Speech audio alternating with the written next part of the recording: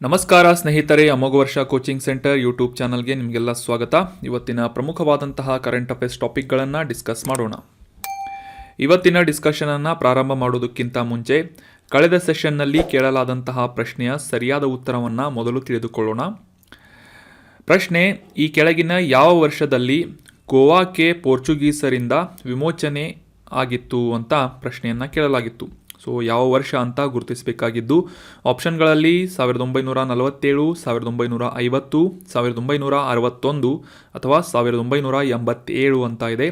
ಸರಿಯಾದ ಉತ್ತರ option C, 1961ನೇ ಇಸವಿಯಲ್ಲಿ ಗೋವಾವನ್ನು Portuguese ವಸಾಹತುಶಾಹಿ ಆಡಳಿತದಿಂದ ವಿಮೋಚನೆಗೊಳಿಸಲಾಗಿತ್ತು. ಸ್ವತಂತ್ರ ಭಾರತದ ಮೊದಲ ಬಾರಿಗೆ 3 ಸಶಸ್ತ್ರ ಪಡೆಗಳು ಈ ಒಂದು ಆಪರೇಷನ್ ವಿಜಯ್ ಅನ್ನುವ ಕಾರ್ಯಾಚರಣೆಯನ್ನು ಮಾಡುವುದರ ಮೂಲಕ ಪೋರ್ಚುಗೀಸರಿಂದ ಗೋವಾವನ್ನು ವಿಮೋಚನೆಗೊಳಿಸಿದ್ವು.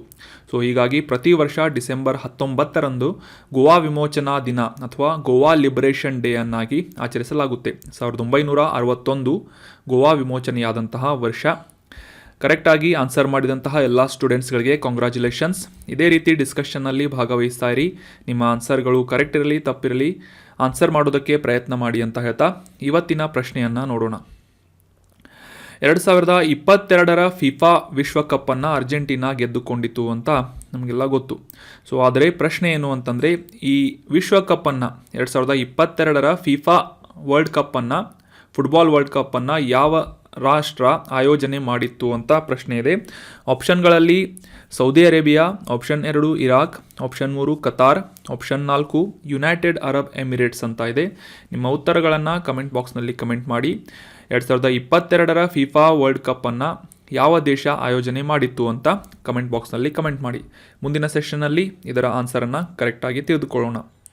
ಇನ್ನು ಇವತ್ತಿನ ಆರ್ಟಿಕಲ್ಗೆ ಸಂಬಂಧಪಟ್ಟಂತಹ ಮೊದಲ ಪ್ರಶ್ನೆ ಏನು ಅಂತ ನೋಡೋದಾದರೆ, ಭಾರತದಲ್ಲಿ ಒಟ್ಟು ಎಷ್ಟು ವಿಶೇಷವಾಗಿ ದುರ್ಬಲ ಬುಡಕಟ್ಟು ಜನಾಂಗಗಳನ್ನು ಸರ್ಕಾರದಿಂದ ಗುರುತಿಸಲಾಗಿದೆ? ಪರ್ಟಿಕ್ಯುಲರ್ಲಿ ವಲ್ನರೇಬಲ್ ಟ್ರೈಬಲ್ ಗ್ರೂಪ್ಸ್ ಅಂತ PVTG ಅಂತ ಈ ಬುಡಕಟ್ಟು ಜನಾಂಗದವರನ್ನು ಗುರುತಿಸಲಾಗುತ್ತೆ.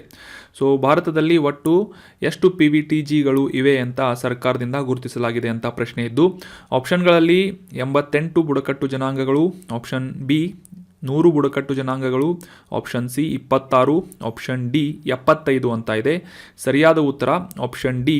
ಭಾರತದಲ್ಲಿ ಇರುವಂತಹ ಬುಡಕಟ್ಟು ಜನಾಂಗಗಳಲ್ಲಿ ಒಟ್ಟು 75 ಈ ಬುಡಕಟ್ಟುಗಳನ್ನು ವಿಶೇಷವಾಗಿ ದುರ್ಬಲ ಬುಡಕಟ್ಟುಗಳು ಅಂತ ಸರ್ಕಾರದಿಂದ ಗುರುತಿಸಲಾಗಿದೆ. ಸೊ ಇವರಿಗಾಗಿ ಕೆಲವೊಂದಿಷ್ಟು ವಿಶೇಷವಾದಂತಹ ಯೋಜನೆಗಳನ್ನು, ಸ್ಕೀಮ್ಗಳನ್ನು ತರಲಾಗಿದೆ. ಸೊ ಅದರ ಬಗ್ಗೆ ಈ ಒಂದು ಆರ್ಟಿಕಲ್ನಲ್ಲಿ ಡಿಸ್ಕಸ್ ಮಾಡೋಣ. ಮೊದಲಿಗೆ ಕಾಂಟೆಕ್ಸ್ಟನ್ನು ಅರ್ಥ ಮಾಡ್ಕೊಳ್ಳೋದಾದರೆ, ಇತ್ತೀಚೆಗೆ 2023-24ರ ಬಜೆಟನ್ನು ಮಂಡನೆ ಮಾಡಲಾಯಿತು. ಸೊ ಆ ಒಂದು ಸಂದರ್ಭದಲ್ಲಿ ಕೇಂದ್ರ ಹಣಕಾಸು ಸಚಿವರಿಂದ ಈ ವಿಶೇಷವಾಗಿ ದುರ್ಬಲ ಬುಡಕಟ್ಟು ಗುಂಪುಗಳಿಗೆ ಅವುಗಳ ಕಲ್ಯಾಣಕ್ಕಾಗಿ ಒಂದು ಮಿಷನನ್ನು ಘೋಷಣೆ ಮಾಡಲಾಗಿದೆ. ಸೊ ಈ ಒಂದು ಬುಡಕಟ್ಟು ಜನಾಂಗದ ಒಂದು ಅಭಿವೃದ್ಧಿಗಾಗಿ ಮಾಡಲಾದಂತಹ ಈ ಮಿಷನ್ನ ಬಗ್ಗೆ ಈ ಒಂದು ಆರ್ಟಿಕಲ್ನಲ್ಲಿ ಡೀಟೇಲ್ ಆಗಿ ಡಿಸ್ಕಸ್ ಮಾಡೋಣ. ಈ PVTG ಅಭಿವೃದ್ಧಿ mission Pradhanmantri particularly vulnerable tribal groups development mission ಅಂತ ಇದರ ಹೆಸರಾಗಿದ್ದು, ಮುಖ್ಯವಾಗಿ 7 ಸಪ್ತಋಷಿ ಆದ್ಯತೆಗಳನ್ನು, 7 ಸಪ್ತಋಷಿ ಪ್ರಯಾರಿಟೀಸ್ಗಳನ್ನು ಈ ಒಂದು ಬಜೆಟ್ನಲ್ಲಿ ಮಂಡನೆ ಮಾಡಲಾಗಿದೆ. ಅದರಲ್ಲಿ ಮುಖ್ಯವಾಗಿ ಈ ದೇಶದ ಎಲ್ಲ ಮೂಲೆಗಳಿಗೂ ಕೂಡ ಈ ಪರ್ಟಿಕ್ಯುಲರ್ಲಿ ವಲ್ನರೇಬಲ್ ಗ್ರೂಪ್ಗಳಿಗೆ ಒಂದು ಪ್ರಯೋಜನ ಆಗುವಂತೆ ರೀಚಿಂಗ್ ದಿ ಲಾಸ್ಟ್ ಮೈಲ್ ಅನ್ನುವ ಒಂದು ವಿಶೇಷವಾದಂಥ ಘೋಷಣೆಯ ಭಾಗವಾಗಿ ಈ ಪ್ರಧಾನಮಂತ್ರಿ PVTG ಅಭಿವೃದ್ಧಿ ಮಿಷನನ್ನು ಘೋಷಣೆ ಮಾಡಲಾಗಿದೆ. ಈ ಬುಡಕಟ್ಟು ಜನಾಂಗದ ಅಭಿವೃದ್ಧಿಗಾಗಿ ಕೈಗೊಂಡಂತಹ ಮಿಷನ್ನಲ್ಲಿ ಮುಖ್ಯವಾಗಿ ಗುಂಪುಗಳಿಗೆ ಸುರಕ್ಷಿತ ವಸತಿಯನ್ನು ಕಲ್ಪಿಸುವುದು, ಶುದ್ಧ ಕುಡಿಯುವ ನೀರನ್ನು ಒದಗಿಸುವುದು, ಶಿಕ್ಷಣ, ಪೋಷಣೆ ಮತ್ತು ಜನರಿಗೆ ರಸ್ತೆ ಮತ್ತು ಟೆಲಿಕಾಂಗಳ ಸಂಪರ್ಕವನ್ನು ಒದಗಿಸುವುದಷ್ಟೇ ಅಲ್ಲದೆ ಅವರಿಗೆ ಜೀವನೋಪಾಯದೊಂದಿಗೆ ಸಾಕಷ್ಟು ವಿಶೇಷವಾದಂತಹ ಪ್ರಾವಧಾನಗಳನ್ನು ಅಳವಡಿಸುವುದರೊಂದಿಗೆ ಈ ಪ್ರಧಾನಮಂತ್ರಿ PVTG ಅಭಿವೃದ್ಧಿ ಮಿಷನನ್ನು ಘೋಷಣೆ ಮಾಡಲಾಗಿದೆ. ಮುಖ್ಯವಾಗಿ ಈ 3 ವರ್ಷಗಳಲ್ಲಿ 15,000 ಕೋಟಿ ರೂಪಾಯಿಗಳಷ್ಟು ಬಜೆಟನ್ನು ಈ ಒಂದು ಮಿಷನ್ಗಾಗಿ ಮೀಸಲಿಡುವಂತೆ ನಮ್ಮ ಕೇಂದ್ರ ಹಣಕಾಸು ಸಚಿವರಿಂದ ಘೋಷಣೆ ಮಾಡಲಾಗಿದೆ. ಸೊ ಇದರಿಂದ ಸುಮಾರು 3.5 ಲಕ್ಷ ಆದಿವಾಸಿ ಜನರಿಗೆ ಪ್ರಯೋಜನಗಳು ಆಗಲಿವೆ ಅಂತ ನಿರೀಕ್ಷೆಯನ್ನು ಮಾಡಲಾಗಿದೆ. ಈ ಬಜೆಟ್ನಲ್ಲಿ ಡಿಸ್ಕಸ್ ಮಾಡಲಾದಂತಹ ಈ ಸಪ್ತ ಋಷಿ ಆದ್ಯತೆಗಳ ಬಗ್ಗೆ ತಿಳ್ಕೊಳ್ಳೋದಾದರೆ 7 ಆದ್ಯತೆಗಳ ಬಗ್ಗೆ ತಿಳ್ಕೊಳ್ಳೋದಾದರೆ ಅಂತರ್ಗತವಾದಂತಹ ಅಭಿವೃದ್ಧಿಯನ್ನು ಇದರಲ್ಲಿ ಇನ್ಕ್ಲೂಡ್ ಮಾಡಲಾಗಿದೆ. ಅಂದರೆ ಇನ್ಕ್ಲೂಸಿವ್ ಡೆವಲಪ್ಮೆಂಟನ್ನು ಮಾಡುವುದು ಮತ್ತು ಈ ಬುಡಕಟ್ಟು ಜನಾಂಗದವರ ಕೊನೆಯ ಮೈಲ್ ಅಂತಂದರೆ ದೇಶದಾದ್ಯಂತ ಇರುವಂತಹ ಎಲ್ಲ ಬುಡಕಟ್ಟು ಜನಾಂಗಗಳನ್ನು ಗುರುತಿಸಿ ಅವುಗಳ ಅಭಿವೃದ್ಧಿಯನ್ನು ನೋಡಿಕೊಳ್ಳುವಂತೆ ಈ ಒಂದು ಮಿಷನ್ನಲ್ಲಿ ಅಳವಡಿಕೆ ಮಾಡಲಾಗಿದೆ. ಮತ್ತು ಆ ಒಂದು ಪ್ರದೇಶಗಳಲ್ಲಿ ಮೂಲ ಸೌಕರ್ಯಗಳನ್ನು ಒದಗಿಸುವಂತಹ ನಿಟ್ಟಿನಲ್ಲಿ ಹೂಡಿಕೆಯನ್ನು ಮಾಡುವುದು ಮತ್ತು ಸಂಭಾವ್ಯತೆಯನ್ನು ಸಡಿಲಿಸುವುದು ಅಂತಂದರೆ ಅವರಿಗೆ ಇರುವಂತಹ ಪೊಟೆನ್ಷಿಯಲ್ಗಳನ್ನು ಇನ್ಕ್ರೀಸ್ ಮಾಡುವಂತಹ ಒಂದು ಉದ್ದೇಶದಿಂದ ಈ ಒಂದು ಪಾಯಿಂಟನ್ನು ಇದರಲ್ಲಿ ಇನ್ಕ್ಲೂಡ್ ಮಾಡಲಾಗಿದೆ. ಮತ್ತು ಆ ಬುಡಕಟ್ಟು ಜನಾಂಗದವರು ಇರುವಂತಹ ಹಸಿರು ಪ್ರದೇಶಗಳಲ್ಲಿ ಹಸಿರು ಬೆಳವಣಿಗೆ ಗ್ರೀನ್ ಕವರೇಜನ್ನು ಇನ್ಕ್ರೀಸ್ ಮಾಡುವುದು ಮತ್ತು ಆ ಬುಡಕಟ್ಟು ಜನಾಂಗಕ್ಕೆ ಸಂಬಂಧಪಟ್ಟಂತಹ ಯುವಕರಿಗೆ ಅವರ ಶಕ್ತಿಯನ್ನು ಗುರುತಿಸಿ ಅವರಿಗೆ ಪ್ರೋತ್ಸಾಹವನ್ನು ನೀಡುವುದು ಮತ್ತು ಹಣಕಾಸು ವಲಯಕ್ಕೆ ಸಂಬಂಧಿಸಿದಂತೆ ಸಾಕಷ್ಟು ರೀತಿಯಾದಂತಹ 7 ಪ್ರಮುಖವಾದಂತಹ ವಿಷಯಗಳ ಮೇಲೆ ಫೋಕಸನ್ನು ಮಾಡಿ ಈ ಒಂದು Pradhanmantri particularly vulnerable tribal groups mission ಅಭಿವೃದ್ಧಿ ಮಿಷನನ್ನು ಘೋಷಣೆ ಮಾಡಲಾಗಿದೆ. ನೆನಪಿಟ್ಕೊಳ್ಳಿ, ಸಪ್ತ ಋಷಿ ಆದ್ಯತೆಗಳು ಇತ್ತೀಚೆಗೆ ಬಜೆಟ್ನಲ್ಲಿ ಘೋಷಣೆ ಮಾಡಲಾಗಿದ್ದು ಇವುಗಳು ಮುಖ್ಯವಾಗಿ ವಿಶೇಷವಾಗಿ ದುರ್ಬಲವಾದಂತಹ ಬುಡಕಟ್ಟು ಗುಂಪುಗಳನ್ನು ಅಭಿವೃದ್ಧಿ ಮಾಡುವಂತಹ ಮಿಷನ್ಗೆ ಸಂಬಂಧಿಸಿವೆ. ಸೊ ಇದನ್ನು ನೋಟ್ ಮಾಡಿ ಇಟ್ಕೊಳ್ಳಿ, ಸಪ್ತ ಋಷಿ ಆದ್ಯತೆಗಳು ಅಂತ. ಅದೇ ರೀತಿಯಾಗಿ ಈ ಒಂದು ಆರ್ಟಿಕಲ್ನಲ್ಲಿ ಇಷ್ಟೊತ್ತು ನಾವು ಈ ವಿಶೇಷವಾಗಿ ದುರ್ಬಲ ಬುಡಕಟ್ಟು ಗುಂಪುಗಳು ಅಂತ ಡಿಸ್ಕಸ್ ಮಾಡಿದ್ವಿ. ಇನ್ನು ಈ ಬುಡಕಟ್ಟು ಗುಂಪುಗಳು ವಿಶೇಷ ಯಾಕಿವೆ ಅಂತ ಕರೆಕ್ಟಾಗಿ ಅಂಡರ್ಸ್ಟ್ಯಾಂಡ್ ಮಾಡ್ಕೊಳ್ಳೋದಾದರೆ ದೇಶದಾದ್ಯಂತ ಇರುವಂತಹ ಈ ಹೆಚ್ಚಿನ ಬೆಂಬಲವನ್ನು ಮತ್ತು ಅಭಿವೃದ್ಧಿಯ ನಿರೀಕ್ಷೆಯನ್ನು ಇಟ್ಕೊಂಡಂತಹ ಬುಡಕಟ್ಟು ಗುಂಪುಗಳನ್ನು particularly vulnerable tribal groups PVTG ಅಥವಾ ಕನ್ನಡದಲ್ಲಿ ವಿಶೇಷವಾಗಿ ದುರ್ಬಲ ಬುಡಕಟ್ಟು ಗುಂಪುಗಳು ಅಂತ ಗುರುತಿಸಲಾಗಿದೆ. ದೇಶದಾದ್ಯಂತ ಇರುವಂತಹ 705 ಪರಿಶಿಷ್ಟ ಪಂಗಡಗಳು ಶೆಡ್ಯೂಲ್ಡ್ ಟ್ರೈಬ್ಸ್ಗಳಲ್ಲಿ 75 ಬುಡಕಟ್ಟುಗಳನ್ನು ಈ ವಿಶೇಷವಾಗಿ ದುರ್ಬಲ ಬುಡಕಟ್ಟು ಗುಂಪುಗಳು ಅಂತ ವರ್ಗಾಯಿಸಲಾಗಿದೆ, ಕ್ಯಾಟಗರೈಸ್ ಮಾಡಲಾಗಿದೆ. ದೇಶದಾದ್ಯಂತ ಇರುವಂತಹ 17 ರಾಜ್ಯಗಳು ಮತ್ತು 1 ಕೇಂದ್ರಾಡಳಿತ ಪ್ರದೇಶದಲ್ಲಿ ಈ 75 ಬುಡಕಟ್ಟುಗಳನ್ನು ಗುರುತಿಸಲಾಗಿದೆ. ಅಂದರೆ ಈ 75 ಬುಡಕಟ್ಟು ಜನಾಂಗಕ್ಕೆ ಸೇರಿದಂತಹ ಜನರು ಎಲ್ಲಿ ವಾಸವಾಗಿದ್ದಾರೆ ಅಂತಂದರೆ ಭಾರತದ 17 ರಾಜ್ಯಗಳು ಮತ್ತು 1 ಕೇಂದ್ರಾಡಳಿತ ಪ್ರದೇಶದಲ್ಲಿ ವಾಸವಾಗಿದ್ದಾರೆ. ಈ ವಿಶೇಷವಾಗಿ ದುರ್ಬಲ ಬುಡಕಟ್ಟು ಗುಂಪುಗಳನ್ನು ಗುರುತಿಸಲು ಭಾರತ ಸರ್ಕಾರದಿಂದ ಕೆಲವೊಂದಿಷ್ಟು ಮಾನದಂಡಗಳನ್ನು ರೂಪಿಸಲಾಗಿದ್ದು ಅದರಲ್ಲಿ ಮುಖ್ಯವಾಗಿ ಈ ಬುಡಕಟ್ಟು ಜನಾಂಗದವರು ಅಭ್ಯಾಸ ಮಾಡುವಂತಹ ಕೃಷಿ ವ್ಯವಸ್ಥೆಯ ಆಧಾರದ ಮೇಲೆ ಈ ಒಂದು ಬುಡಕಟ್ಟು ಗುಂಪುಗಳನ್ನು ವಿಶೇಷವಾಗಿ ದುರ್ಬಲ ಬುಡಕಟ್ಟು ಅಂತ ಗುರುತಿಸಲಾಗುತ್ತೆ. ಮತ್ತು ಕಡಿಮೆ ಮಟ್ಟದ ಸಾಕ್ಷರತೆ ಹೊಂದಿದಂತಹ ಜನರನ್ನು ಮತ್ತು ಈ ಬುಡಕಟ್ಟು ಜನಾಂಗದವರ ಆರ್ಥಿಕ ಸ್ಥಿತಿಯನ್ನು ಆರ್ಥಿಕ ಹಿಂದುಳಿದಿರುವಿಕೆಯನ್ನು ಒಂದು ಕನ್ಸಿಡರ್ ಮಾಡಿ ಈ ಒಂದು ಕ್ಯಾಟಗರೈಸ್ ಮಾಡಲಾಗುತ್ತೆ. ಅಷ್ಟೇ ಅಲ್ಲದೆ ಅವರ ಕ್ಷೀಣಿಸುತ್ತಿರುವಂತಹ ಮತ್ತು ನಿಶ್ಚಲವಾದಂತಹ ಒಂದು ಜನಸಂಖ್ಯೆ ಇದು ಮುಖ್ಯವಾಗಿರುತ್ತೆ. ಈ ಬುಡಕಟ್ಟು ಗುಂಪುಗಳಿಗೆ ಸೇರಿದಂತಹ ಜನಸಂಖ್ಯೆ ಅಥವಾ ಪಾಪ್ಯುಲೇಷನ್ ಕಡಿಮೆಯಾಗ್ತಾ ಇದೆ ಅಥವಾ ಒಂದು ಪಾಪ್ಯುಲೇಷನ್ ಬೆಳೀತಾ ಇಲ್ಲ ಅನ್ನುವ ಒಂದು ಆಧಾರದ ಮೇಲೆ ಕೂಡ ಈ ಒಂದು ಬುಡಕಟ್ಟು ಗುಂಪುಗಳನ್ನು ವಿಶೇಷವಾಗಿ ದುರ್ಬಲ ಬುಡಕಟ್ಟು ಗುಂಪುಗಳು ಅಂತ ಕ್ಯಾಟಗರೈಸ್ ಮಾಡಲಾಗುತ್ತೆ. 1975ರಲ್ಲಿ ಮೊದಲ ಬಾರಿಗೆ ಅತ್ಯಂತ ದುರ್ಬಲ ಬುಡಕಟ್ಟು ಗುಂಪುಗಳನ್ನು ಸುಮಾರು 52 ಗುಂಪುಗಳನ್ನಾಗಿ ಭಾರತ ಸರ್ಕಾರದಿಂದ ಗುರುತಿಸಲಾಗಿತ್ತು. ನಂತರ 1993ರಲ್ಲಿ ಹೆಚ್ಚುವರಿಯಾಗಿ ಉಳಿದಂತೆ 23 ಗುಂಪುಗಳನ್ನು ಈ PVTG ಗ್ರೂಪ್ಸ್ಗಳಿಗೆ ಸೇರಿಸಲಾಯಿತು. ಸೊ ಒಟ್ಟು ಭಾರತದಲ್ಲಿ ಸದ್ಯಕ್ಕೆ 75 ಬುಡಕಟ್ಟು ಗುಂಪುಗಳನ್ನು ಪರ್ಟಿಕ್ಯುಲರ್ಲಿ ವಲ್ನರೇಬಲ್ ಟ್ರೈಬಲ್ ಗ್ರೂಪ್ಸ್ ಅಂತ ವಿಶೇಷವಾಗಿ ದುರ್ಬಲ ಬುಡಕಟ್ಟು ಗುಂಪುಗಳಂತ ಗುರುತಿಸಲಾಗಿದೆ ಭಾರತ ಸರ್ಕಾರದಿಂದ. ಸೊ ಈ ಬುಡಕಟ್ಟು ಗುಂಪುಗಳಲ್ಲಿ ಮುಖ್ಯವಾಗಿ ಕೇರಳದಲ್ಲಿರುವಂತಹ ಚೋಳ ನಾಯಕನಾಗಿರ್ಬೋದು, ಗುಜರಾತ್ನ ಕಥೋಡಿ ಆಗಿರ್ಬೋದು, ಅಂಡಮಾನ್ ಮತ್ತು ನಿಕೋಬಾರ್ ದ್ವೀಪಗಳಲ್ಲಿ ವಾಸಿಸುವಂತಹ ಜರಾವಾಜ್ ಅನ್ನುವ ಬುಡಕಟ್ಟು ಜನಾಂಗದವರು ಮತ್ತು ಕರ್ನಾಟಕದ ಕೊರಗಾ ಅನ್ನುವ ಬುಡಕಟ್ಟು ಗುಂಪುಗಳನ್ನು ವಿಶೇಷವಾಗಿ ದುರ್ಬಲ ಬುಡಕಟ್ಟು ಗುಂಪುಗಳು ಅಂತ ಗುರುತಿಸಲಾಗುತ್ತೆ. ಸೊ ಸದ್ಯಕ್ಕೆ 75 ಬುಡಕಟ್ಟು ಗುಂಪುಗಳನ್ನು PVTG ಗ್ರೂಪ್ಸ್ಗಳು ಅಂತ ಗುರುತಿಸಲಾಗಿದೆ. ಇತ್ತೀಚೆಗೆ ನಮ್ಮ ಬಜೆಟ್ನಲ್ಲಿ ಇವರ ಒಂದು ಅಭಿವೃದ್ಧಿಗಾಗಿ ಸಪ್ತ ಋಷಿ ಆದ್ಯತೆಗಳು ಅಂತ ಒಂದು ಮಿಷನನ್ನು ಘೋಷಣೆ ಮಾಡಲಾಗಿದೆ. ಇನ್ನು ಮುಂದಿನ ಆರ್ಟಿಕಲ್ಗೆ ಸಂಬಂಧಪಟ್ಟಂತಹ ಪ್ರಶ್ನೆಯನ್ನು ನೋಡೋದಾದರೆ, ಭಾರತದಲ್ಲಿ ಸುಮಾರು 12 ಹೆಕ್ಟೇರ್ ಮ್ಯಾಂಗ್ರೋವ್ ಕಾಡುಗಳನ್ನು ರಕ್ಷಿಸುವಂತಹ ಉದ್ದೇಶದಿಂದ 7 ಕಿಲೋಮೀಟರ್ ಸಮುದ್ರದೊಳಗಿನ ರೈಲ್ವೆ ಸುರಂಗವನ್ನು ನಿರ್ಮಿಸಲಾಗ್ತಾ ಇದೆ. ಇದು ಎಲ್ಲಿ ಅಂತ ಪ್ರಶ್ನೆ ಇದೆ. ಆಪ್ಷನ್ಗಳಲ್ಲಿ ಗಲ್ಫ್ ಆಫ್ ಕಚ್, ಆಪ್ಷನ್ 2 ಠಾಣೆ ಕ್ರೀಕ್, ಆಪ್ಷನ್ 3 ಮನ್ನಾರ್ ಕೊಲ್ಲಿ, ಆಪ್ಷನ್ 4 ಪಾಕ್ ಜಲಸಂಧಿ ಅಂತ ಇದೆ.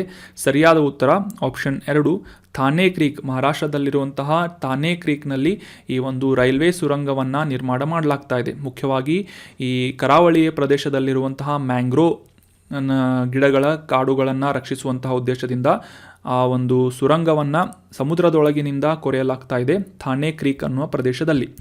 ಸೊ ಕಾಂಟೆಕ್ಸ್ಟನ್ನು ಅರ್ಥ ಮಾಡ್ಕೊಳ್ಳೋದಾದರೆ, ಈ ಮುಂಬೈ ಮತ್ತು ಅಹಮದಾಬಾದ್ ವಾಣಿಜ್ಯ ನಗರಿಗಳಾದಂತಹ ಮುಂಬೈ ಮತ್ತು ಅಹಮದಾಬಾದ್ಗಳನ್ನು ಕನೆಕ್ಟ್ ಮಾಡುವಂತಹ ಉದ್ದೇಶದಿಂದ ಹೈ ಸ್ಪೀಡ್ ರೈಲ್ವೆ ಕಾರಿಡಾರನ್ನು ಪ್ರಾರಂಭ ಮಾಡಲಾಗಿದೆ. ಸೊ ಈ ಒಂದು ರೈಲ್ವೆ ಕಾರಿಡಾರ್ ಹಾದು ಹೋಗುವಂತಹ ಒಂದು ರೂಟ್ನಲ್ಲಿ 12 ಹೆಕ್ಟೇರ್ಗಳಷ್ಟು ಮ್ಯಾಂಗ್ರೋವ್ ಕಾಡುಗಳನ್ನು ಉಳಿಸುವಂತಹ ಉದ್ದೇಶದಿಂದ ಸುಮಾರು 7 ಕಿಲೋಮೀಟರ್ಗಳಷ್ಟು ಸಮುದ್ರದೊಳಗಿನ ಸುರಂಗವನ್ನು ನಿರ್ಮಿಸಲಾಗ್ತಾ ಇದೆ ಅಂತ ನ್ಯೂಸ್ನಲ್ಲಿ ಬಂದಿತ್ತು. ಸೊ ಹೀಗಾಗಿ ಇದು ಎಲ್ಲಿ ಮತ್ತು ಯಾವ ರೀತಿಯಾಗಿ ಈ ಒಂದು ಥಾನೆ ಕ್ರೀಕ್ ಮಹತ್ವವನ್ನು ಪಡೆದಿದೆ ಮತ್ತು ಮ್ಯಾಂಗ್ರೋವ್ ಕಾಡುಗಳ ಬಗ್ಗೆ ಕೆಲವೊಂದಿಷ್ಟು ಪ್ರಮುಖ ಮಾಹಿತಿಗಳನ್ನು ಡಿಸ್ಕಸ್ ಮಾಡೋಣ. ಎಲ್ಲದಕ್ಕಿಂತ ಮುಂಚೆ ಈ ಒಂದು ಥಾನೆ ಕ್ರೀಕ್ ಬಗ್ಗೆ ಈ ಒಂದು ಆರ್ಟಿಕಲ್ನಲ್ಲಿ ಡಿಸ್ಕಸ್ ಮಾಡೋಣ. ಮೊದಲಿಗೆ ಈ ಥಾನೆ ಕ್ರೀಕ್ನ ಲೊಕೇಶನ್ ಎಲ್ಲಿ ಅಂತ, ಕ್ರೀಕ್ ಅಂದರೆ ಖಾರಿ ಅಂತ ನೀವು ಸಿಂಪಲ್ ಆಗಿ ಅಂಡರ್ಸ್ಟ್ಯಾಂಡ್ ಮಾಡ್ಕೋಬೋದು. ಸೊ ಸಮುದ್ರದಿಂದ ಅಥವಾ ನೀರಿನ ಒಂದು ಒಳಚಾಚಿಕೊಂಡಂತಹ, ಈ ಭೂಮಿಯ ಭಾಗದಲ್ಲಿ ಒಳಚಾಚಿಕೊಂಡಂತಹ ಒಂದು ನೀರಿನ ಪ್ರದೇಶವನ್ನು ಕ್ರೀಕ್ ಅಥವಾ ಖಾರಿ ಅಂತ ನೀವು ಅಂಡರ್ಸ್ಟ್ಯಾಂಡ್ ಮಾಡ್ಕೋಬೋದಾಗಿದೆ.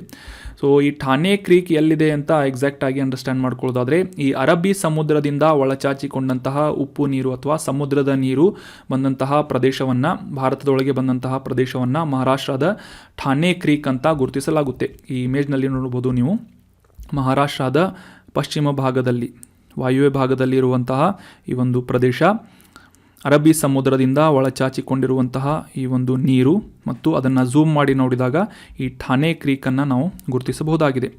ಮುಖ್ಯವಾಗಿ ಈ ಒಂದು ಮುಂಬೈ ನಗರವನ್ನು ಭಾರತದ ಮುಖ್ಯ ಭೂಭಾಗದಿಂದ ಪ್ರತ್ಯೇಕಿಸುವಂತಹ ಈ ಒಂದು ಖಾರಿ ಅಥವಾ ಕ್ರೀಕ್ ಥಾನೆ ಕ್ರೀಕ್ ಅಂತ ಗುರುತಿಸಿಕೊಳ್ಳುತ್ತದೆ. ಸೊ ಈ ಒಂದು ಥಾನೆ ಕ್ರೀಕ್ ಬಗ್ಗೆ ಇನ್ನಷ್ಟು ಹೆಚ್ಚಿನ ಮಾಹಿತಿಗಳನ್ನು ತಿಳ್ಕೊಳ್ಳೋದಾದರೆ, ಪೂರ್ವ ದಂಡೆಯ ಥಾನೆ ಮತ್ತು ನವಿ ಮುಂಬೈ ಜಿಲ್ಲೆಗಳನ್ನು ಮತ್ತು ಪಶ್ಚಿಮ ದಂಡೆಯಲ್ಲಿ ಗ್ರೇಟರ್ ಮುಂಬೈ ಜಿಲ್ಲೆಗಳನ್ನು ಈ ಒಂದು ಥಾನೆ ಕ್ರೀಕ್ ಹಂಚಿಕೊಳ್ಳುತ್ತದೆ. 26 ಕಿಲೋಮೀಟರ್ ಉದ್ದ ಇರುವಂತಹ ಈ ಥಾನೆ ಕ್ರೀಕ್ ಏಷ್ಯಾದ ಅತಿ ದೊಡ್ಡ ತೊರೆಯಾಗಿ ಗುರುತಿಸಿಕೊಳ್ಳುತ್ತದೆ. ಈ ಕ್ರೀಕನ್ನು ತೊರೆ ಅಂತ ಕೂಡ ನಾವು ಅಂಡರ್ಸ್ಟ್ಯಾಂಡ್ ಮಾಡ್ಕೋಬಹುದಾಗಿದೆ. ಈ ಥಾನೆ ಕ್ರೀಕ್ನಲ್ಲಿ ಸಾಕಷ್ಟು ರೀತಿಯಾದಂತಹ ಸಿಹಿ ನೀರಿನ ಮೂಲಗಳು ಬಂದು ಉಪ್ಪು ನೀರಾಗಿ ಕನ್ವರ್ಟ್ ಆಗುತ್ತವೆ. ಸೊ ಅದರಲ್ಲಿ ಪ್ರಮುಖವಾದಂತಹ ನದಿ ಯಾವುದು ಅಂತಂದರೆ ಉಲ್ಲಾಸ್ ಅನ್ನುವ ನದಿ ಈ ಥಾನೆ ಕ್ರೀಕ್ನಲ್ಲಿ ಬಂದು ಸಮುದ್ರವನ್ನು, ಅರಬ್ಬಿ ಸಮುದ್ರವನ್ನು ಸೇರಿಕೊಳ್ಳುತ್ತೆ. ಸೊ ಈ ಥಾನೆ ಕ್ರೀಕ್ನ ಸುತ್ತಲೂ ಮ್ಯಾಂಗ್ರೋವ್ ಗಿಡಗಳು ಬೆಳೆದಿರುವುದನ್ನು ನಾವು ಕಾಣಬಹುದಾಗಿದೆ. ಉಲ್ಲಾಸ್ ನದಿಯಲ್ಲಿದೆ ಅಂತ ಕೂಡ ನೆನ್ಪಿಟ್ಕೊಳ್ಳಿ. ಥಾನೆ ಕ್ರೀಕ್ನಲ್ಲಿ ಬಂದು ಅರಬ್ಬಿ ಸಮುದ್ರವನ್ನು ಈ ಉಲ್ಲಾಸ್ ನದಿ ಸೇರಿಕೊಳ್ಳುತ್ತದೆ. ಸೊ ಮುಖ್ಯವಾಗಿ ಈ ಥಾನೆ ಕ್ರೀಕ್ನಲ್ಲಿ ಕಂಡುಬರುವಂತಹ ಕೆಲವೊಂದಿಷ್ಟು ಪ್ರಮುಖ ಪಕ್ಷಿಗಳಲ್ಲಿ ಐಕಾನಿಕ್ ಫ್ಲೆಮಿಂಗೋ, ಈ ಇಮೇಜ್ನಲ್ಲಿ ನೋಡಬಹುದಾದಂತಹ ಫ್ಲೆಮಿಂಗೋ ಪಕ್ಷಿ ಸಾಕಷ್ಟು ಪ್ರಮುಖವಾದಂತಹ ಪಕ್ಷಿಯಾಗಿದ್ದು, ಚಳಿಗಾಲದಲ್ಲಿ ಸುಮಾರು 1 ಲಕ್ಷಕ್ಕೂ ಹೆಚ್ಚು ಪಕ್ಷಿಗಳನ್ನು ಈ ಒಂದು ಪ್ರದೇಶದಲ್ಲಿ ನಾವು ಕಾಣಬಹುದಾಗಿದೆ. ಸೊ ನೆನ್ಪಿಟ್ಕೊಳ್ಳಿ, ಈ ಫ್ಲೆಮಿಂಗೋ ಪಕ್ಷಿಗಳು ಬರುವಂತಹ ಥಾನೆ ಕ್ರೀಕನ್ನು ಸರ್ಕಾರದಿಂದ ಥಾನೆ ಕ್ರೀಕ್ ಫ್ಲೆಮಿಂಗೋ ಪಕ್ಷಿಧಾಮ TCFS ಅಂತ ಪಕ್ಷಿಧಾಮವಾಗಿ ಗುರುತಿಸಲಾಗ್ತಾ ಇದೆ. ಸೊ ನೆನ್ಪಿಟ್ಕೊಳ್ಳಿ, ಥಾನೆ ಕ್ರೀಕ್ ಇದು ಮಹಾರಾಷ್ಟ್ರದಲ್ಲಿದ್ದು ಅರಬ್ಬಿ ಸಮುದ್ರದೊಂದಿಗೆ ತನ್ನ ಕೋಸ್ಟಲ್ ಏರಿಯಾವನ್ನು ಅಥವಾ ಈ ಒಂದು ಕರಾವಳಿ ಏರಿಯಾವನ್ನು ಶೇರ್ ಮಾಡುತ್ತದೆ. ಈಗ ರೀಸೆಂಟಾಗಿ ನ್ಯೂಸ್ನಲ್ಲಿ ಯಾಕೆ ಇತ್ತು ಅಂತಂದರೆ, ಅಹಮದಾಬಾದ್ ಮತ್ತು ಮುಂಬೈಯನ್ನು ಕನೆಕ್ಟ್ ಮಾಡುವಂತಹ ಒಂದು ಕಾರಿಡಾರ್, ರೈಲ್ವೆ ಕಾರಿಡಾರ್ನ ಒಂದು ನಿರ್ಮಾಣ ಮಾಡುತ್ತಿರುವಂತಹ ಸಂದರ್ಭದಲ್ಲಿ ಆ ಒಂದು ರೂಟ್ನಲ್ಲಿ ಮ್ಯಾಂಗ್ರೋವ್ ಕಾಡುಗಳನ್ನು ರಕ್ಷಿಸುವಂತಹ ಉದ್ದೇಶದಿಂದ ಸುಮಾರು 7 ಕಿಲೋಮೀಟರ್ನಷ್ಟು ಉದ್ದವಾದಂತಹ ಈ ಸುರಂಗ ಮಾರ್ಗವನ್ನು ಕೊರೆಯಲಾಗ್ತಾ ಇದೆ ಈ ಒಂದು ಥಾನೆ ಕ್ರೀಕ್ನಲ್ಲಿ. ಇನ್ನು ಮುಂದಿನ ಆರ್ಟಿಕಲ್ಗೆ ಸಂಬಂಧಪಟ್ಟಂತಹ ಪ್ರಶ್ನೆಯನ್ನು ನೋಡೋದಾದರೆ, organisation for petroleum exporting countries OPEC ಅನ್ನುವ OPEC ಅಂತ ಕೂಡ ಇದನ್ನ ಗುರುತಿಸ್ಬೋದು. ಸೊ ಈ OPECಗೆ ಸಂಬಂಧಪಟ್ಟಂತೆ ಈ ಕೆಳಗಿನ ಹೇಳಿಕೆಗಳಲ್ಲಿ ಯಾವುದು ತಪ್ಪಾಗಿದೆ ಅಂತ ಗುರುತಿಸಬೇಕಾಗಿದೆ. ಆಪ್ಷನ್ಗಳಲ್ಲಿ ಈ OPEC ಅನ್ನು 1960ರಲ್ಲಿ ಸ್ಥಾಪನೆ ಮಾಡಲಾಯಿತು ಅಂತ ಇದ್ದು, ಎರಡನೇ ಆಪ್ಷನ್ನಲ್ಲಿ 13 ಸದಸ್ಯ ರಾಷ್ಟ್ರಗಳನ್ನು ಈ OPEC ಆರ್ಗನೈಸೇಷನ್ ಒಳಗೊಂಡಿದೆ ಅಂತ ಇದೆ. ಆಪ್ಷನ್ 3 ಅಥವಾ ಸ್ಟೇಟ್ಮೆಂಟ್ 3, OPECನ ಸಂಸ್ಥಾಪಕ ಸದಸ್ಯ ರಾಷ್ಟ್ರಗಳಲ್ಲಿ ಭಾರತವು ಕೂಡ ಒಂದಾಗಿದೆ ಅಂತ ಇದೆ.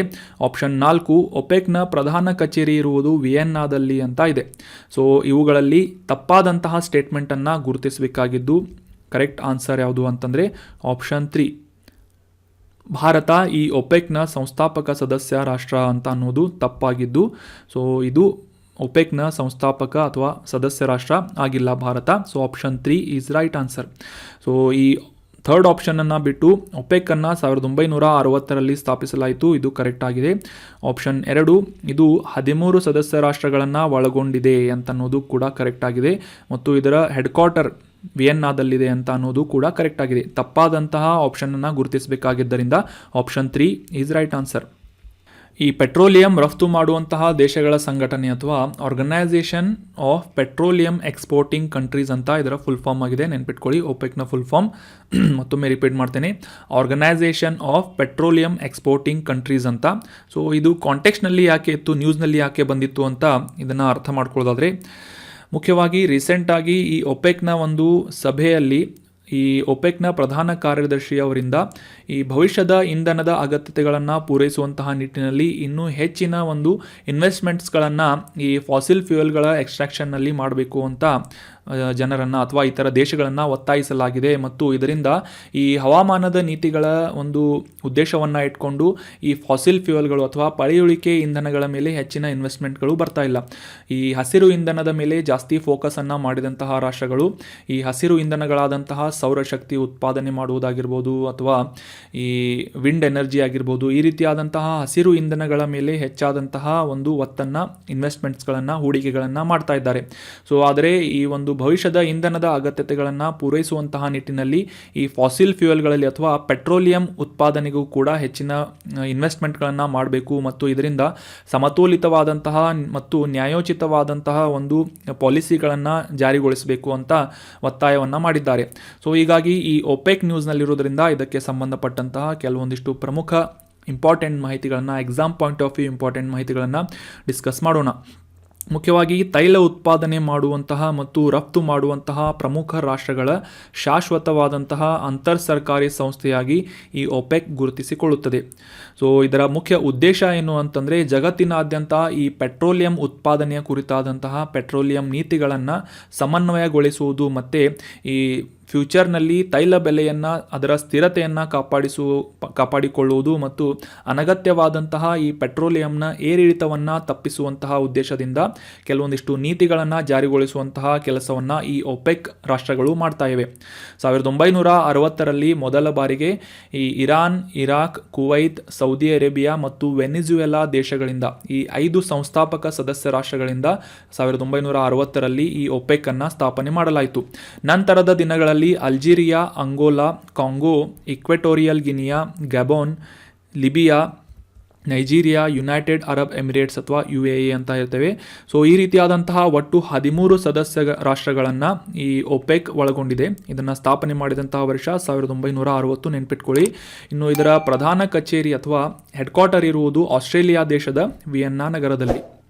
ಒಪೆಕ್ನ ಹೆಡ್ ಕ್ವಾರ್ಟರ್ ಎಲ್ಲಿದೆ ಅಂತಂದರೆ ಆಸ್ಟ್ರಿಯಾದ ವಿಯೆನ್ನಾ ನಗರದಲ್ಲಿ ಇದೆ.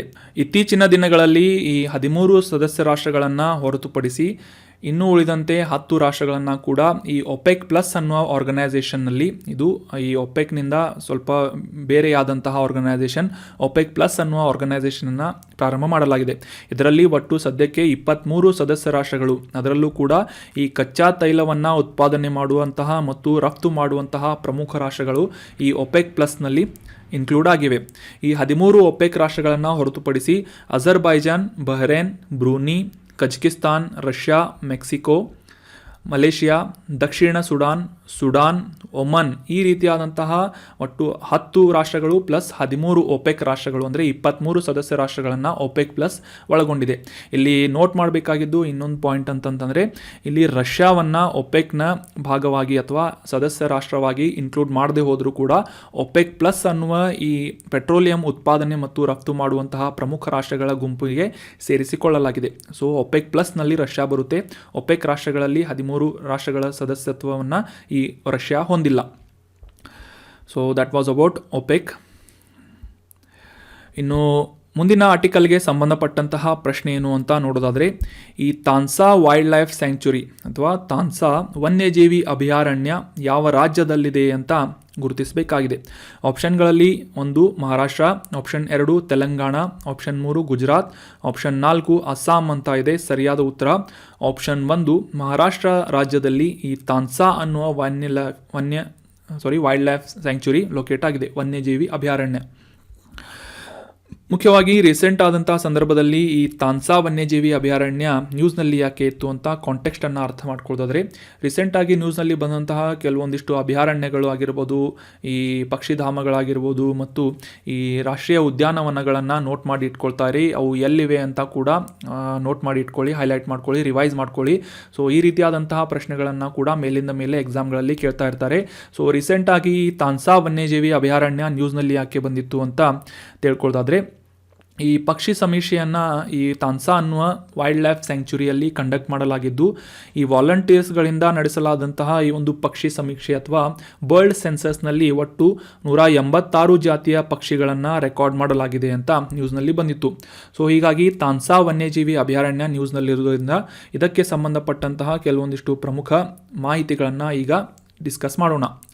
ಮಹಾರಾಷ್ಟ್ರದ ಥಾನೆ ಜಿಲ್ಲೆಯ ಮುಂಬೈನಿಂದ ಈಶಾನ್ಯಕ್ಕೆ 90 ಕಿಲೋಮೀಟರ್ ದೂರದಲ್ಲಿರುವಂತಹ ಪಶ್ಚಿಮ ಘಟ್ಟಗಳ ತಪ್ಪಲಿನಲ್ಲಿ ಕಂಡುಬರುವಂತಹ ಪ್ರಮುಖವಾದಂತಹ ವನ್ಯಜೀವಿ ಅಭಯಾರಣ್ಯ ತಾನ್ಸಾ ವನ್ಯಜೀವಿ ಅಭಯಾರಣ್ಯ ಆಗಿದೆ.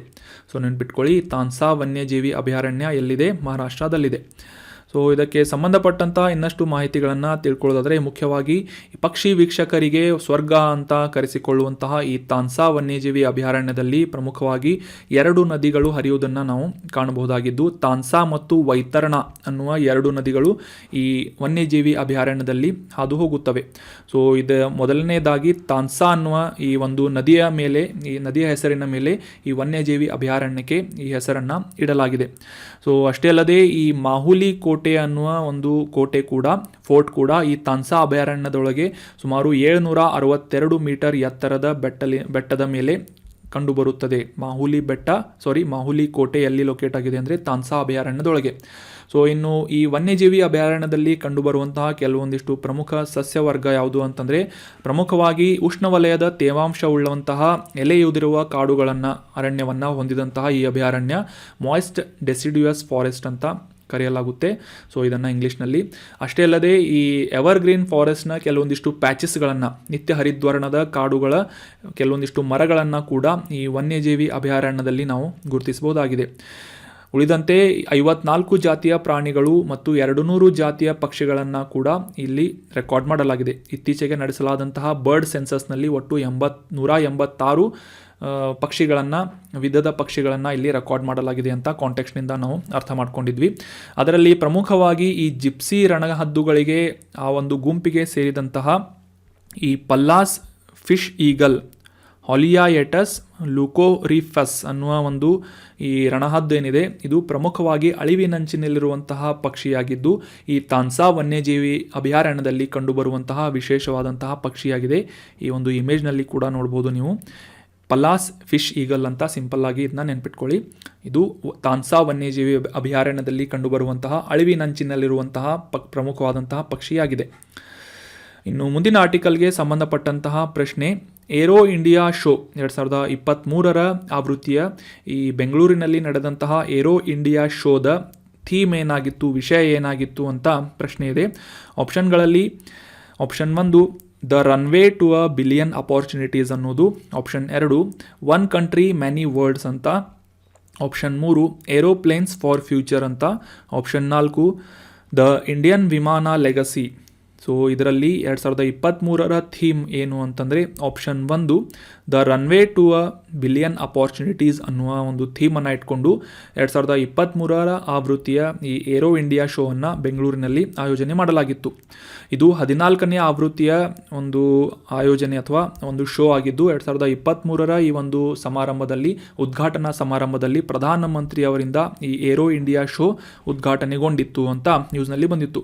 ಸೊ ಹೀಗಾಗಿ ಏರೋ ಇಂಡಿಯಾ ಶೋದ ಬಗ್ಗೆ ಕೆಲವೊಂದಿಷ್ಟು ಪ್ರಮುಖ ಮಾಹಿತಿಗಳನ್ನು ಡಿಸ್ಕಸ್ ಮಾಡೋಣ. ಸೊ ಮುಖ್ಯವಾಗಿ ಈ ಒಂದು ಏರೋ ಇಂಡಿಯಾ ಶೋವನ್ನು ನಡೆಸುವಂತಹ ಉದ್ದೇಶ ಏನು ಅಂತ ತಿಳ್ಕೊಳ್ಳೋದಾದರೆ, ಜಗತ್ತಿನಾದ್ಯಂತ ಇರುವಂತಹ ವಾಯುಯಾನಕ್ಕೆ ಸಂಬಂಧಪಟ್ಟಂತಹ ಉತ್ಪನ್ನಗಳನ್ನು ಎಕ್ಸಿಬಿಟ್ ಮಾಡುವಂತಹ ವೇದಿಕೆಯನ್ನು ಈ ಏರೋ ಇಂಡಿಯಾ ಶೋ ನಡೆಸಿಕೊಡುತ್ತದೆ ಅಥವಾ ಕಲ್ಪಿಸಿಕೊಡುತ್ತದೆ. ಮುಖ್ಯವಾಗಿ ಜಗತ್ತಿನಾದ್ಯಂತ ಉತ್ಪಾದನೆಯಾಗುವಂತಹ ಈ ವಾಯುಯಾನ ರಕ್ಷಣಾ ಉದ್ಯಮಕ್ಕೆ ಸೇರಿದಂತಹ ಉತ್ಪನ್ನಗಳನ್ನು, ತಂತ್ರಜ್ಞಾನಗಳನ್ನು ಮತ್ತು ಇತರ ಸಮಸ್ಯೆಗಳಿಗೆ ಪರಿಹಾರಗಳನ್ನು ಒದಗಿಸುವಂತಹ ಒಂದು ಮತ್ತು ಆ ಒಂದು ಉತ್ಪಾದಕರಿಗೆ ಒಂದು ಇಂಟರಾಕ್ಷನ್ ಮಾಡುವಂತಹ ಸಂವಹನ ಮಾಡುವಂತಹ ಒಂದು ವೇದಿಕೆಯನ್ನು ಈ ಏರೋ ಇಂಡಿಯಾ ಶೋ ನಡೆಸಿಕೊಡುತ್ತದೆ. ಈ ಪ್ರತಿ 2 ವರ್ಷಗಳಿಗೆ ಆಯೋಜನೆ ಆಗುವಂತಹ ಈ ಏರೋ ಇಂಡಿಯಾ ಶೋವನ್ನು ಬೆಂಗಳೂರಿನ HAL 2023 ಆವೃತ್ತಿಯ ಈ ಏರೋ ಇಂಡಿಯಾ ಶೋವನ್ನು ಆಯೋಜನೆ ಮಾಡಿದಂತಹ ಇನ್ಸ್ಟಿಟ್ಯೂಟ್ ಯಾವುದು ಅಂತಂದರೆ ಬೆಂಗಳೂರಿನ HAL ಅಥವಾ ಈ ರಕ್ಷಣಾ PSU ಪಬ್ಲಿಕ್ ಸೆಕ್ಟರ್ ಅಂಡರ್ಟೇಕಿಂಗ್ ಸಂಸ್ಥೆಯಾದಂತಹ ಹಿಂದೂಸ್ತಾನ್ ಏರೋನಾಟಿಕ್ಸ್ ಲಿಮಿಟೆಡ್ನಿಂದ ಈ ಒಂದು ಏರೋ ಇಂಡಿಯಾ ಶೋವನ್ನು ಆಯೋಜನೆ ಮಾಡಲಾಗಿತ್ತು. ಇನ್ನು 2023 ಈ ಏರೋ ಇಂಡಿಯಾ ಶೋದ ಥೀಮ್ ಏನಾಗಿತ್ತು ಅಂತಂದರೆ 1 ಬಿಲಿಯನ್ ಅವಕಾಶಗಳಿಗೆ ರನ್ವೇ ಅಥವಾ the runway to a billion opportunities ಅನ್ನೋದು 2023 ಆವೃತ್ತಿಯ ಈ ಏರೋ ಇಂಡಿಯಾ ಶೋದ ಥೀಮ್ ಆಗಿತ್ತು. ಆಗಲೇ ಡಿಸ್ಕಸ್ ಮಾಡಿದ ಹಾಗೆ ಮುಖ್ಯವಾಗಿ ರಕ್ಷಣಾ ಮತ್ತು ಏರೋಸ್ಪೇಸ್ ಕ್ಷೇತ್ರಗಳಿಗೆ ಸಂಬಂಧಪಟ್ಟಂತೆ ಉದ್ಯಮಿಗಳಿಗೆ ಮತ್ತು ಹೂಡಿಕೆದಾರರಿಗೆ ಒಂದು ಎಕ್ಸಿಬಿಷನ್ ಮಾಡುವಂತಹ ಉತ್ಪನ್ನಗಳನ್ನು ಎಕ್ಸಿಬಿಟ್ ಮಾಡುವಂತಹ ಪ್ರದರ್ಶನ ಮಾಡುವಂತಹ ಒಂದು ವೇದಿಕೆಯನ್ನು ಈ ಒಂದು ಏರೋ ಇಂಡಿಯಾ ಶೋ ವಹಿಸಿಕೊಡುತ್ತದೆ. ಪ್ರಮುಖ ರಕ್ಷಣಾ ಚಿಂತಕರ ಟ್ಯಾಂಕ್ಗಳು ಮತ್ತು ರಕ್ಷಣಾ ಸಂಬಂಧಿತ ಸಂಸ್ಥೆಗಳ ಭಾಗವಹಿಸುವಿಕೆಯನ್ನು ಈ ಒಂದು ಏರೋ ಇಂಡಿಯಾ ಶೋ ಸಾಕ್ಷಿಯಾಗಿ ಒಂದು ವೇದಿಕೆಯನ್ನು ಕಲ್ಪಿಸಿಕೊಡುತ್ತದೆ. So that was about aero India show which was organised in Bengaluru. ಇನ್ನು ಇವತ್ತು ಡಿಸ್ಕಸ್ ಮಾಡಲಾದಂತಹ ಎಲ್ಲ ಆರ್ಟಿಕಲ್ಸ್ಗಳನ್ನು ಮತ್ತೊಮ್ಮೆ ರಿವೈಸ್ ಮಾಡಿಬಿಡೋಣ. ಮೊದಲನೇ ಆರ್ಟಿಕಲ್ನಲ್ಲಿ ಭಾರತದಲ್ಲಿ ಇರುವಂತಹ ಪ್ರಮುಖ ಈ ಪರ್ಟಿಕ್ಯುಲರ್ಲಿ ವಲ್ನರೇಬಲ್ ಟ್ರೈಬಲ್ ಗ್ರೂಪ್ಸ್ಗಳನ್ನು ಅಭಿವೃದ್ಧಿ ಮಾಡುವಂತಹ ಉದ್ದೇಶದಿಂದ PMPVTG ಡೆವಲಪ್ಮೆಂಟ್ ಮಿಷನನ್ನು ಇತ್ತೀಚೆಗೆ ಬಜೆಟ್ನಲ್ಲಿ ಘೋಷಣೆ ಮಾಡಲಾಗಿದೆ. ಇದರಲ್ಲಿ ಇನ್ಕ್ಲೂಡ್ ಮಾಡಲಾದಂತಹ 7 ಸಪ್ತಋಷಿ ಆದ್ಯತೆಗಳನ್ನು ಕೂಡ ಡೀಟೇಲ್ ಆಗಿ ಡಿಸ್ಕಸ್ ಮಾಡಿದ್ವಿ. ದೇಶದಾದ್ಯಂತ ಇರುವಂತಹ 705 ಪರಿಶಿಷ್ಟ ಪಂಗಡಗಳಲ್ಲಿ 75 ಬುಡಕಟ್ಟುಗಳನ್ನು ವಿಶೇಷವಾಗಿ ದುರ್ಬಲ ಬುಡಕಟ್ಟು ಗುಂಪುಗಳನ್ನಂತ ಗುರುತಿಸಲಾಗಿದೆ ಭಾರತ ಸರ್ಕಾರದಿಂದ ಅಂತ ಕೂಡ ತಿಳ್ಕೊಂಡ್ವಿ. ಸೊ ಇವರ ಒಂದು ಅಭಿವೃದ್ಧಿಯನ್ನು ಮಾಡುವಂತಹ ಉದ್ದೇಶದಿಂದ ಈ ಒಂದು ಮಿಷನನ್ನು ಜಾರಿಗೊಳಿಸಲಾಗ್ತಾ ಇದೆ ಅಂತ ಕೂಡ ಡಿಸ್ಕಸ್ ಮಾಡಿದ್ವಿ. ಯಾವ ಒಂದು ಮಾನದಂಡದ ಆಧಾರದ ಮೇಲೆ ಈ 75 ಬುಡಕಟ್ಟುಗಳನ್ನು ರೆಕಾರ್ಡ್ ಮಾಡಲಾಗಿದೆ ಅಥವಾ ಗುರುತಿಸಲಾಗಿದೆ ಅಂತ ಕೂಡ ಅಂಡರ್ಸ್ಟ್ಯಾಂಡ್ ಮಾಡ್ಕೊಂಡ್ವಿ. ಸೊ ಅದೇ ರೀತಿಯಾಗಿ ಮುಂದಿನ ಆರ್ಟಿಕಲ್ನಲ್ಲಿ ಈ ಮ್ಯಾಂಗ್ರೋವ್ ಕಾಡುಗಳನ್ನು ರಕ್ಷಿಸುವಂತಹ ನಿಟ್ಟಿನಲ್ಲಿ ಮುಂಬೈ ಅಹಮದಾಬಾದ್ ಹೈಸ್ಪೀಡ್ ರೈಲ್ ಕಾರಿಡಾರ್ನ ಮಧ್ಯೆ ಬರುವಂತಹ ಈ ಒಂದು ಮ್ಯಾಂಗ್ರೋವ್ ಕಾಡುಗಳನ್ನು ಉಳಿಸುವಂತಹ ಒಂದು ಉದ್ದೇಶದಿಂದ 7 ಕಿಲೋಮೀಟರ್ಗಳಷ್ಟು ಸಮುದ್ರದೊಳಗಿನ ಸುರಂಗವನ್ನು ಕೊರೆಯಲಾಗ್ತಾ ಇದೆ ಅಂತ ಡಿಸ್ಕಸ್ ಮಾಡಿದ್ವಿ. ಅದೇ ರೀತಿಯಾಗಿ ಈ ಠಾಣೆ ಕ್ರೀಕ್ ಪ್ರದೇಶದ ಬಗ್ಗೆ ಸಾಕಷ್ಟು ಮಾಹಿತಿಗಳನ್ನು, ಇಲ್ಲಿ ಕಂಡುಬರುವಂತಹ ಈ ಫ್ಲೆಮಿಂಗೋ ಪಕ್ಷಿಗಳ ಬಗ್ಗೆ ಕೂಡ ಡಿಸ್ಕಸ್ ಮಾಡಿದ್ವಿ. ನಂತರದ ಆರ್ಟಿಕಲ್ನಲ್ಲಿ ಈ ಪೆಟ್ರೋಲಿಯಂ ಉತ್ಪಾದನೆ ಮತ್ತು ರಫ್ತು ಮಾಡುವಂತಹ ಪ್ರಮುಖ ದೇಶಗಳ ಗುಂಪಾದಂತಹ ಈ ಪೆಟ್ರೋಲಿಯಂ ರಫ್ತು ಮಾಡುವ ದೇಶಗಳ ಸಂಘಟನೆ ಅಥವಾ organisation of petroleum exporting countries ಈ ಒಂದು ಸಂಘಟನೆಯ ಕುರಿತಾದಂತಹ ಸಾಕಷ್ಟು ಮಾಹಿತಿಗಳನ್ನು ಡಿಸ್ಕಸ್ ಮಾಡಿದ್ವಿ. ಯಾವ ವರ್ಷ ಇದನ್ನು ಸ್ಥಾಪನೆ ಮಾಡಲಾಯಿತು, ಭಾರತ ಇದರ ಸದಸ್ಯತ್ವವನ್ನು ಹೊಂದಿಲ್ಲ ಮತ್ತು ಇತರ 13 ಸದಸ್ಯರುಗಳು ಮತ್ತು ಒಪೆಕ್ ಪ್ಲಸ್ನ 23 ಸದಸ್ಯ ರಾಷ್ಟ್ರಗಳು ಯಾವುವು ಅಂತ ಕೂಡ ಡೀಟೇಲ್ ಆಗಿ ಅಂಡರ್ಸ್ಟ್ಯಾಂಡ್ ಮಾಡ್ಕೊಂಡ್ವಿ. ನಂತರದ ಆರ್ಟಿಕಲ್ನಲ್ಲಿ ಈ ತಾನ್ಸಾ ವನ್ಯಜೀವಿ ಅಭಯಾರಣ್ಯಕ್ಕೆ ಸಂಬಂಧಪಟ್ಟಂತೆ ಇದರ ಲೊಕೇಶನನ್ನು ಡೀಟೇಲ್ ಆಗಿ ಅಂಡರ್ಸ್ಟ್ಯಾಂಡ್ ಮಾಡ್ಕೊಂಡ್ವಿ. ನಂತರದ ಆರ್ಟಿಕಲ್ನಲ್ಲಿ ಈ ಏರೋ ಇಂಡಿಯಾ ಶೋದ 2023 14ನೇ ಆವೃತ್ತಿಯನ್ನು ಬೆಂಗಳೂರಿನಲ್ಲಿ ಆಯೋಜನೆ ಮಾಡಲಾಗಿತ್ತು ಮತ್ತು ಇದರ ಉದ್ದೇಶ ಏನು ಅಂತ ಕೂಡ, ಥೀಮ್ ಏನು ಅಂತ ಕೂಡ ಡೀಟೇಲ್ ಆಗಿ ಅಂಡರ್ಸ್ಟ್ಯಾಂಡ್ ಮಾಡ್ಕೊಂಡ್ವಿ. So that was all about today's articles. Thank you so much for joining the discussion. ಈ ಕಂಟೆಂಟನ್ನು ನಿಮ್ಮ ಎಲ್ಲ ಫ್ರೆಂಡ್ಸ್ಗಳ ಜೊತೆ ಶೇರ್ ಮಾಡಿ. Have a nice day.